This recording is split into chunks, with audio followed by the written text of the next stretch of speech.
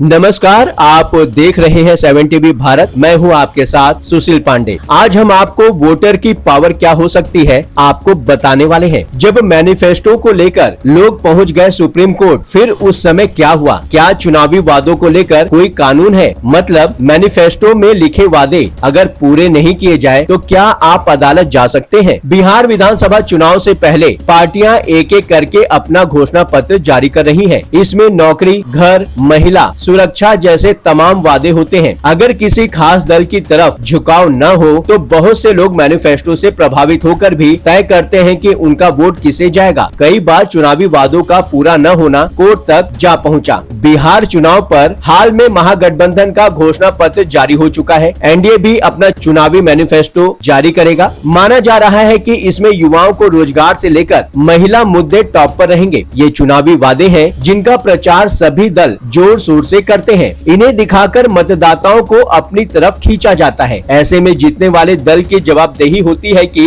वो अपने वादे पूरे भी करें। लेकिन अगर वो ऐसा न करे तो क्या वादा खिलाफी को लेकर उस पर केस हो सकता है? मैनिफेस्टो किसी राजनीतिक पार्टी का वो दस्तावेज होता है जो चुनाव से पहले जारी किया जाता है ताकि लोगों को बताया जा सके कि पार्टी अगर जीत कर आई तो क्या क्या काम करेगी। इसमें आमतौर पर नौकरी, सेहत और सुरक्षा जैसे बेसिक मुद्दे पूरे करने की बात होती है। कई पार्टियां अलग बातों को भी यूएसपी बनाते हुए नई चीजों को भी जोड़ती हैं। कुल मिलाकर घोषणा पत्र को किसी दल का विजन डॉक्यूमेंट भी कह सकते हैं। वोटर इसी आधार पर अंदाजा लगाते हैं कि कौन सी पार्टी उनकी जरूरतों को बेहतर तरीके से पूरा कर सकती है। वैसे तो अधिकतर समय वोटर पहले से ही मन बना चुके होते हैं कि वे किसे वोट देंगे, लेकिन कभी कभार मैनिफेस्टो भी यू टर्न ले आते हैं। हमारे यहाँ या दुनिया में कोई कानून या नियम ऐसा नहीं है जो राजनीतिक पार्टियों को अपने मैनिफेस्टो के वादे पूरे करने के लिए कानूनी तौर पर मजबूर कर सके। दल इसके लिए फंडिंग की कमी से लेकर असहयोग जैसे तमाम बहाने बना सकते हैं, लेकिन कुछ गाइडलाइंस जरूर है जो जवाबदेही तय करती है। कुछ मामलों में मैनिफेस्टो के अधूरे वादों को लेकर लोग कोर्ट तक पहुँचे हैं, लेकिन किसी भी अदालत ने इसे कानून का उल्लंघन नहीं माना। दरअसल मैनिफेस्टो को राजनीतिक वादा माना जाता है। ये कोई कानूनी करार नहीं है जिसे तोड़ना सजा दे सकता है या जुर्माना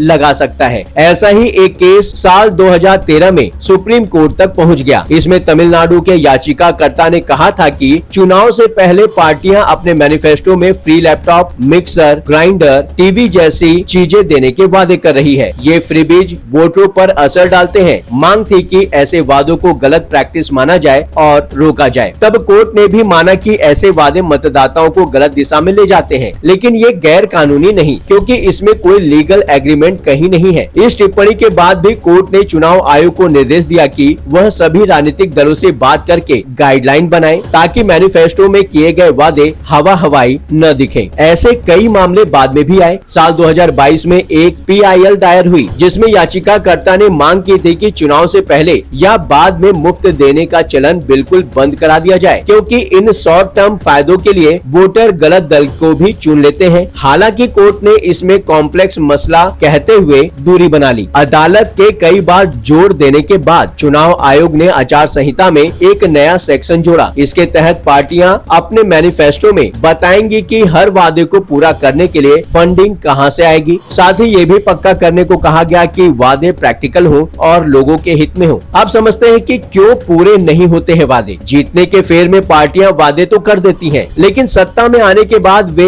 फंसा हुआ पाने लगती हैं और चुपचाप बैठ जाती हैं। किसानों की कर्ज माफी, बेरोजगारों को काम जैसे वादों को पूरा करने के लिए फंड चाहिए। राज्य या केंद्र के पास उतना बजट नहीं होता। योजना बनाने और लागू करने में कई मंत्रालय, विभाग और बहुत से अधिकारी शामिल होते हैं। मंजूरी मिलते मिलते वक्त निकल जाता है। कई बार इसमें असहमति भी होती है। अक्सर ये भी देखा गया है कि सत्ता में आने के बाद हालात या गठबंधन के दबाव में पार्टी अपनी प्राथमिकताएं बदल देती है। कई वादे सिर्फ चुनाव प्रचार के लिए बनाए जाते हैं जो प्रैक्टिकल तौर पर मुमकिन नहीं। ये वादे भी कागज तक ही अटक कर रह जाते हैं। इस विषय पर आप क्या कहना चाहते हैं? नीचे कमेंट में लिखकर जरूर बताएं। वीडियो देखिए नहीं, जुड़िए 7 टीवी भारत के साथ। चैनल को सब्सक्राइब करें, बेल आइकन को प्रेस करें, बने 7 टीवी भारत के परिवार का हिस्सा। लगातार खबरों के लिए बने रहिए 7 टीवी भारत के साथ।